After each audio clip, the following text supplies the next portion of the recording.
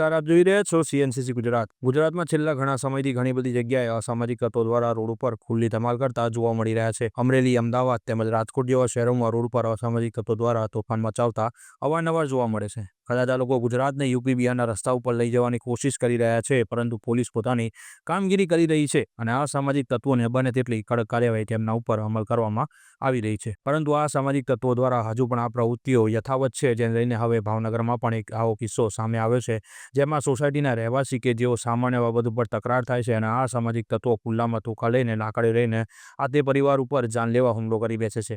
વિડીયોમાં સ્પષ્ટપણે જોઈ શકાય છે કે સંપૂર્ણ પરિવાર રોડ ઉપર બહાર આવી ગયું છે અને આ સામાજિક તત્વોને તેમના ઉપર વારંવાર હુમલો કરી રહ્યા છે. તેમને મારવાની ધમકી આપી રહ્યા છે, તેમને ગાળો બોલી રહ્યા છે, અભદ્ર ભાષાનો ઉપયોગ કરી રહ્યા છે. પોલીસ આ સમયે શું કરી રહી હતી, ત્યાં લોકો સ્થાનિક રહેવાસી છે તેમના ઉપર આટલો માર મારવામાં આવ્યો, પરંતુ પોલીસ સ્થળ ઉપર પહોંચી નથી. આશા રાખીએ છીએ કે ટાઈમસર સ્થળ ઉપર તો ન પહોંચી, પરંતુ આ સામાજિક તત્વો ની ધરપકડ કરીને તેમના ઉપર કડકમાં કડક કાર્યવાહી જરૂરથી કરશે. આ ગુજરાત છે, જ્યાં આવા અસામાજિક પ્રવૃત્તિવાળા વ્યક્તિઓને સ્થાન જરૂર નહીં મળે તેવું માનીને ગુજરાતની જનતા ચાલી રહી છે. Bureau chief, CNCC Gujarat, Patan.